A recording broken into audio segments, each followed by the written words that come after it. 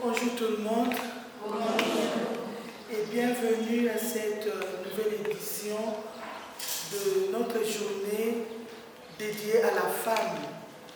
Comme vous le savez, en mois de mars, nous nous réunissons le 4e dimanche du mois pour célébrer les droits de la femme, comme on le célèbre dans le monde entier le 8 mars. Et pour nous, c'est d'une manière particulière. Pourquoi? Parce que notre père fondateur était l'un de ceux qui ont lutté pour les droits des femmes dans notre pays. Et surtout de la religieuse africaine, de la religieuse authentique. Alors, en cette année, précisément aujourd'hui, le 22 mars, nous pensons à la femme. Mais la femme d'une manière particulière, la femme religieuse. Pourquoi? Parce que le pagne a été présenté pour la première fois comme habit religieux. C'était un certain 14 septembre 1966. C'était pour la première fois qu'on avait vu des masseurs, comme nous les appelons, des religieuses habillées en pagne. C'est pourquoi, en cette année, dans notre communauté du postulat, nous avons voulu réfléchir sur ça et surtout que nous avons des témoins de celles qui ont porté pour la première fois partout dans le monde. Et Salima Nanoute, pour la première fois, elles sont avec nous ici, nous allons prier avec elles. Elles vont nous expliquer comment ça a été. Alors, avant de commencer, nous avons dit, nous, on doit prier, rendre grâce à Dieu pour tous ces bienfaits. En ce 5e dimanche du temps de Carême, priez aussi pour notre Père fondateur, à qui le Seigneur a mis cette idée-là de vouloir que la fille noire serve le Seigneur à la manière africaine, à la manière de son pays, de son peuple, de sa maman, en s'habillant en pagne comme habit religieux.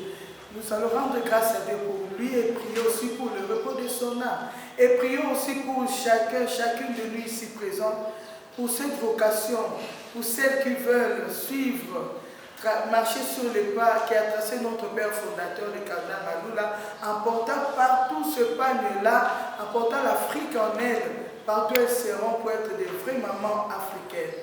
Le programme de la journée nous sera présenté après la messe dès que nous serons de l'autre côté. Pour l'instant, à tout Seigneur, tout honneur, nous laissons la place au prêtre pour la messe. Vraiment passer un bon moment et une heure de prière. Je vous remercie.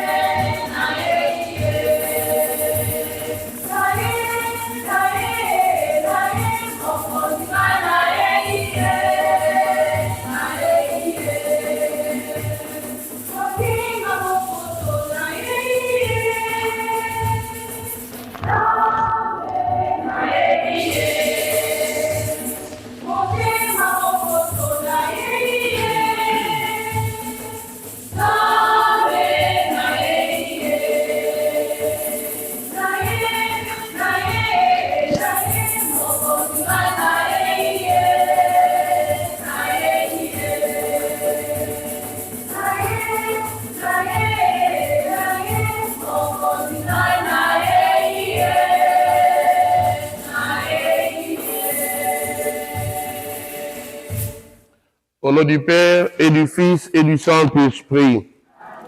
La grâce de Jésus le Christ, notre Seigneur, l'amour de Dieu le Père et la communion de l'Esprit Saint soient toujours avec vous.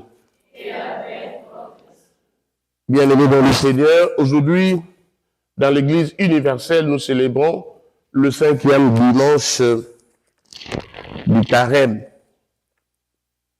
En célébrant ce 5e dimanche, Jésus se révèle à nous comme la résurrection et la vie. En ressuscitant Lazare, il démontre qu'il a le pouvoir, la puissance sur la vie et sur la mort. En célébrant cette Eucharistie, en ce 5e dimanche du Carême, dans cette communauté du postulat, en ce mois de mars dédié à la célébration du droit international de la femme, nous allons prier pour cette communauté, pour les postulantes. Nous allons prier pour toutes les Thérésiennes, spécialement cette année où nous célébrons les 60 ans depuis que son éminence Joseph Albert Maloul avait institué le pagne comme signe, habit religieux, pour que la femme congolaise puisse vivre sa consécration au Seigneur en tenant compte de nos réalités congolaises, de nos réalités et traditions africaines. En célébrant cette Eucharistie, nous prions pour la Mère générale et son conseil, nous prions pour la paix dans le monde entier, en Iran et en Israël, la paix en République démocratique du Congo dans sa partie Est, en demandant l'intercession de la Vierge Marie, évoquée sous le titre de la Mère du désarmement. Nous prions pour tous ceux qui sont accusés injustement, pour les malades, spécialement nos confrères, nos consoeurs, pour les désespérés, les églises et les dirigeants sociopolitiques, pour les âmes du purgatoire, pour nos familles biologiques respectives, ainsi que nos 2 familles religieuses. Au début de cette célébration eucharistique, reconnaissons-nous humblement pécheurs et demandons au Seigneur de nous prendre en pitié. Je confesse à Dieu Tout-Puissant.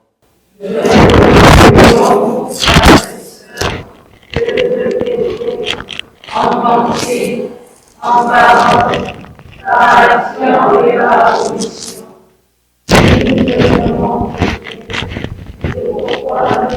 Et la bienheureuse Vierge Marie, les anges et vous aussi, frères et sœurs, priez pour moi, le Seigneur notre Dieu. Que Dieu Tout-Puissant nous fasse miséricorde, qu'il nous pardonne nos péchés et nous conduise à la vie éternelle. Viens à notre secours, Seigneur, notre Dieu. Accorde de marcher avec joie dans la charité de ton Fils, qui a aimé le monde jusqu'à donner pour lui sa vie. Lui qui vit et règne avec toi dans l'unité du Saint-Esprit, Dieu pour le siècle des siècles. Ouvrir vos tombeaux et je vous en ferai sortir, ô mon peuple, et je vous ramènerai sur la terre d'Israël. Vous saurez que je suis le Seigneur quand j'ouvrirai vos tombeaux et vous en ferai sortir, ô mon peuple. Je mettrai en vous mon esprit et vous vivrez. Je vous installerai sur votre terre et vous saurez que je suis le Seigneur. Je l'ai dit et je l'ai fait. Parole du Seigneur. Nous rendons grâce à Dieu. La pleine délivrance.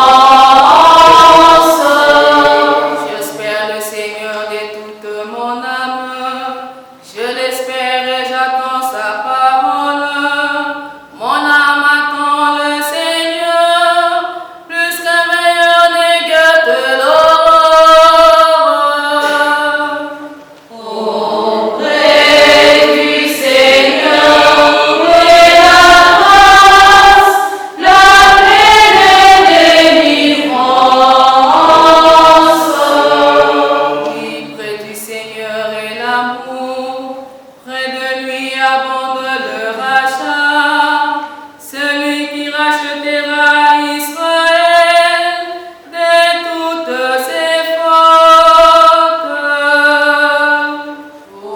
Auprès du Seigneur et la grâce, la paix et délivrance.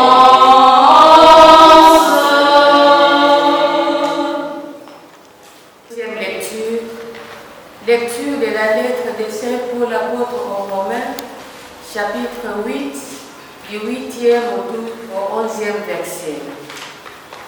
Frères, sous l'emprise de la chair, on ne peut pas pleurer à Dieu. Or vous n'êtes pas sous l'emprise de la chair, mais sous l'emprise de l'Esprit, puisque l'Esprit de Dieu habite en vous. Celui qui n'a pas l'Esprit du Christ ne lui appartient pas. Mais si le Christ est en vous, votre corps a beau être voué à la mort à cause du péché, l'Esprit, votre vie, parce que vous êtes devenus des justes. Et si l'Esprit de celui qui a ressuscité Jésus d'entre les morts habite en vous, celui qui a ressuscité Jésus d'entre les morts donnera aussi la vie à vos corps mortels par son Esprit qui habite en vous. Parole du Seigneur. Nous rendons grâce à Dieu. Évangile de Jésus-Christ selon Saint Jean.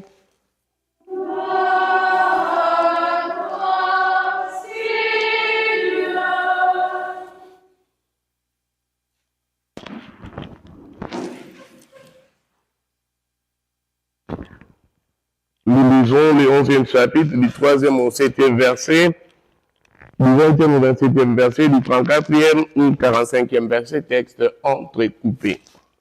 Marthe et Marie, les deux sœurs de Lazare, envoyèrent dire à Jésus, « Seigneur, celui que tu aimes est malade. » En apprenant cela, Jésus dit, « Cette maladie ne conduit pas à la mort. Elle est pour la gloire de Dieu, afin que par elle le Fils de Dieu soit glorifié. » Jésus aimait Marthe et sa sœur, ainsi que Lazare. Quand il a appris que celui-ci était malade, il demeura pourtant 2 jours à l'endroit où il se trouvait. Alors seulement il dit aux disciples, « Revenons en Judée. » Quand Jésus arriva, il trouva Lazare au tombeau depuis 4 jours déjà. Lorsque Marthe apprit l'arrivée de Jésus, elle partit à sa rencontre, tandis que Marie restait à la maison. Marthe dit à Jésus, « Seigneur, si tu avais été là, mon frère ne serait pas mort. Mais je sais que maintenant encore, Dieu t'accordera tout ce que tu lui demanderas. » Jésus lui dit, « Ton frère ressuscitera. » Marthe reprit, « Je sais qu'il ressuscitera au dernier jour à la résurrection. » Jésus lui dit, « Moi je suis la résurrection et la vie. Celui qui croit en moi, même s'il meurt, vivra. Et tout homme qui vit et croit en moi ne mourra jamais. Crois-tu cela? » Elle répondit, « Oui, Seigneur. Tu es le Messie, je le crois. Tu es le Fils de Dieu, celui qui vient dans le monde. » Jésus demanda, « Où l'avez-vous déposé? » On lui répondit, « Viens voir, Seigneur. » Alors Jésus pleura. Les Juifs se dirent, « Voyez comme il l'aimait. » Mais certains d'entre eux disaient, « Lui qui a ouvert les yeux de l'aveugle, ne pouvait-il pas empêcher Lazare de mourir? » Jésus arriva au tombeau. C'était une grotte fermée par une pierre. Jésus dit, « Enlevez la pierre. » Marthe, la sœur du mort, lui dit, « Mais Seigneur, ils sont déjà. Voilà 4 jours qu'il est là. » Alors Jésus dit à Marthe, « Ne t'ai-je pas dit, si tu crois, tu verras la gloire de Dieu. » On enleva donc la pierre. Alors Jésus, levant les yeux au ciel, et dit, « Père, je te rends grâce parce que tu m'as exaucé. Je savais bien, moi, tu m'exauces toujours, mais si j'ai prié, si j'ai parlé, c'est pour cette foule qui est autour de moi, afin qu'ils croient que tu m'as envoyé. Après cela, il cria d'une voix forte, Lazare, viens dehors. Et le mot sortit, les pieds et les mains attachés, le visage enveloppé des suaires. Jésus leur dit, déliez-les et laissez-les aller. Les nombreux juifs qui étaient venus entourer Marie avaient donc vu ce que faisait Jésus, crurent en lui. Acclamons la parole de Dieu.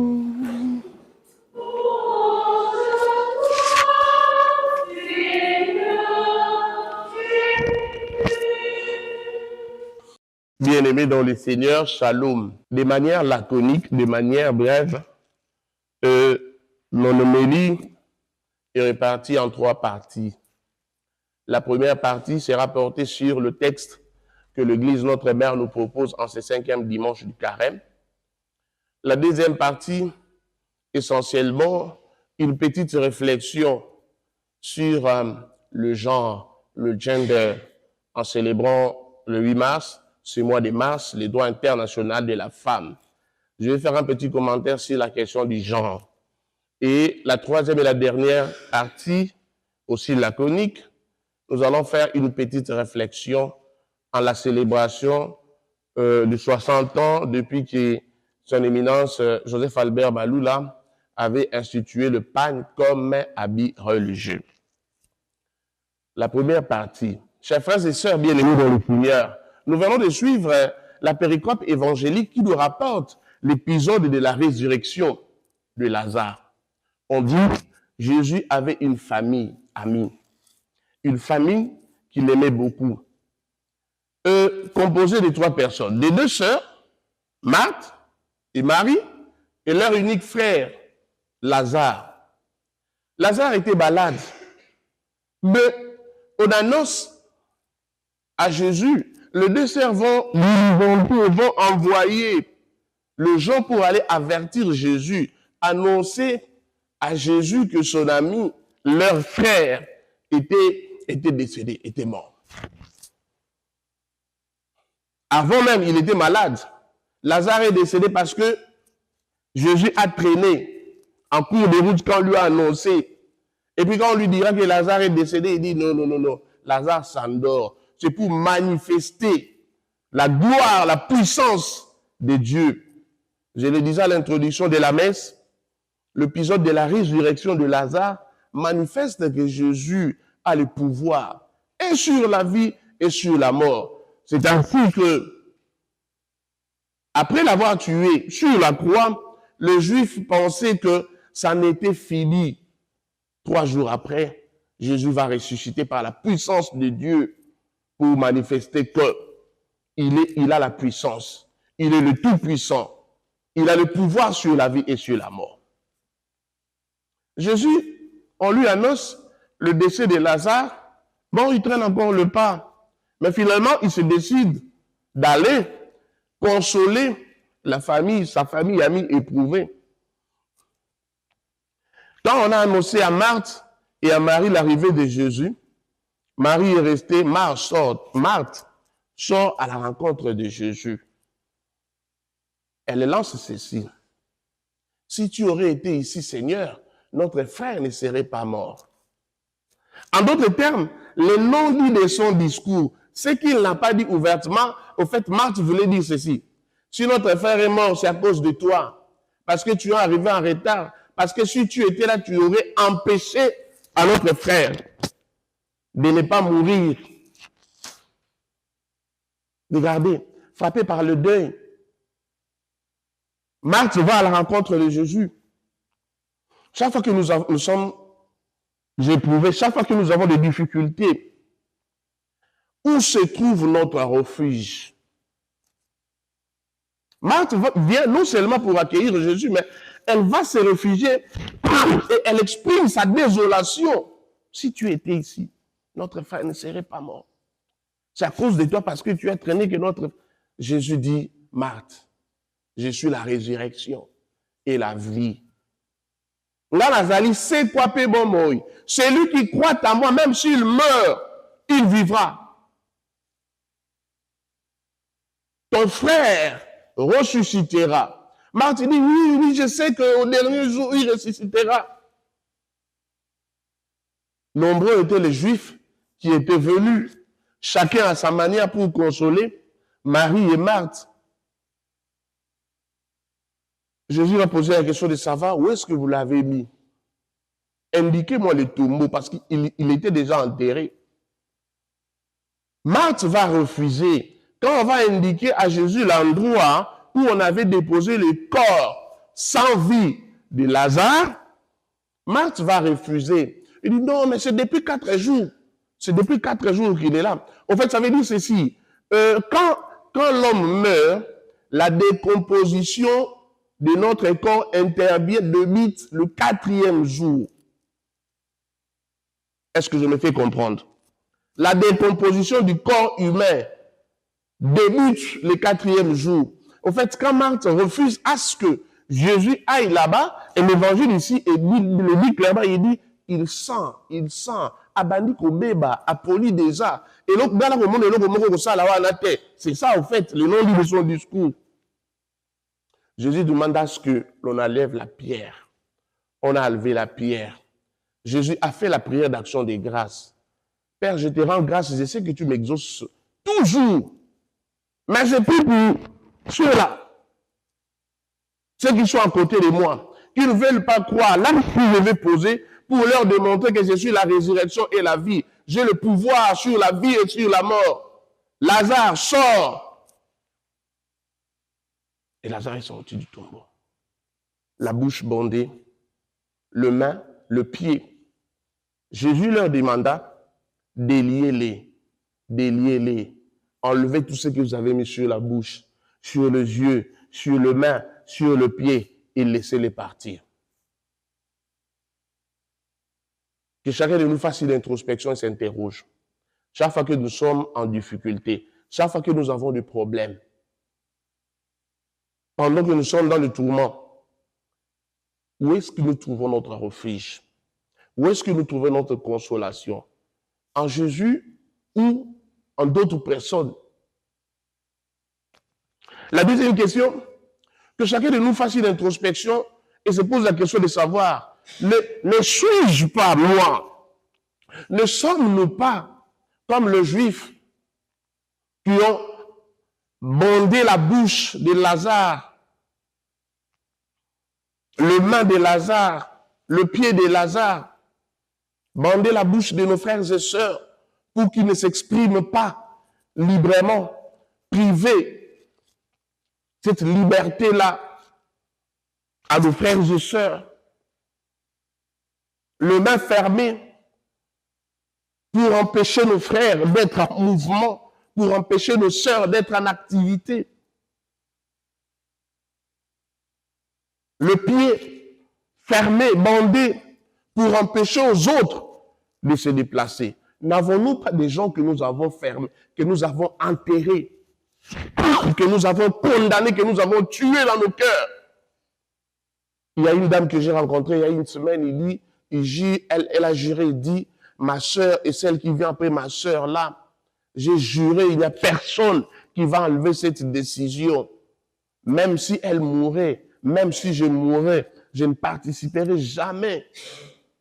Je lui ai répondu, madame, au fait, tu vis dans une prison à ciel ouvert. Tu es comme les Juifs qui avaient non seulement bandé la bouche, le main, le pied de Lazare, mais tu as déjà enterré tes sœurs qui vivent. Tu les as laissées dans ton tombeau, dans ton tombeau, le tombeau de ton cœur. Ouvrons nos tombeaux, ouvrons nos cœurs, qui sont des prisons où nous avons emprisonné nos frères et nos sœurs. À une semaine de la célébration du mystère de notre foi, la Pâque, qui ne réunit autre que la passion, la mort et la résurrection de Jésus, laissons le tombeau de nos cœurs vides. Libérons ceux qui sont enfermés, ceux qui sont emprisonnés dans nos cœurs. Délions le bandeau, délions tout ce que nous avons enfermé.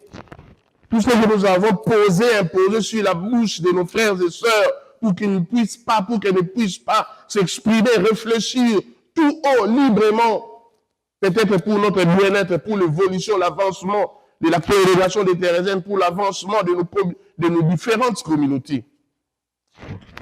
Et laissons-les partir. C'est alors que nous serons dans la paix. Deuxième partie de notre méditation, la question du genre. Le mois de mars, les femmes réclament, c'est notre mois, c'est notre mois. Nous avons 12 mois. Si le mois de mars, c'est votre mois, c'est-à-dire que les 11 autres, là, c'est pour nous les hommes. La journée du droit international de la femme, la question du genre. En anglais, on dit le gender. La question du genre n'est pas une question de concession. Ah, nous les femmes, nous sommes là. Et nous avons aussi au gouvernement, nous devons avoir la quantité, nous devons avoir le pourcentage, 40% sur les ministres. Non, ce n'est pas une question de concession. La question du genre est une question de compétitivité. C'est pas question qu'on change le sexe des femmes pour que vous ayez le sexe où vous devenez comme nous. Non. C'est-à-dire, vous devez démontrer que vous êtes capable aussi de faire tout ce que nous hommes, nous faisons. C'est ça. C'est ça la compétitivité. Je suis architecte dans notre entreprise, là où je travaille. Nous avons une femme. Madame Christelle, elle travaille avec nous. Et même quand nous réfléchissons, nous discutons comme architecte, là, il ne dit pas Adrien, il dit archi. C'est pas ça, voilà ce qu'il y a. Et je me réalise que c'est elle dans l'entreprise qui maîtrise mieux et qui commande plus que les hommes. Quand elle parle, les ouvriers exécutent. Nous avons des femmes qui sont des médecins. Il y a Nana, elle est médecin. MD ici.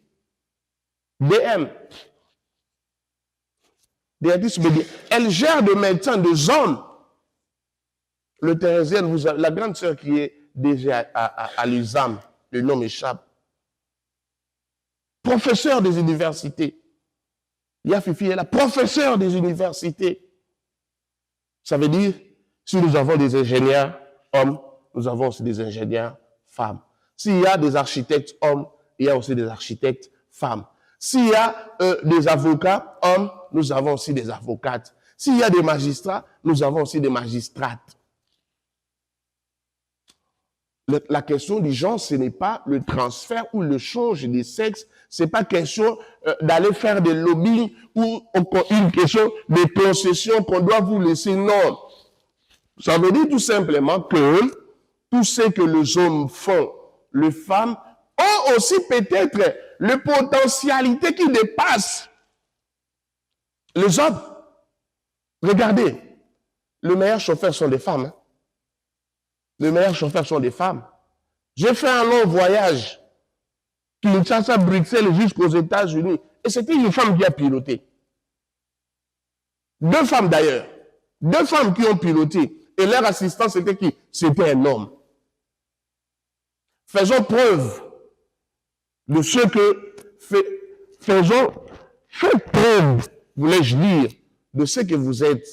Exploitez vos capacités. C'est ainsi que je formule cette recommandation à ceux qui sont des formatrices. Déjà dans la maison de formation, étudiez bien le jeune qui arrive. Faites bien la lecture des événements. Quelles sont les qualités que le jeune possède en formation et que demain la congrégation peut utiliser pour faire vivre, pour valoriser votre charisme.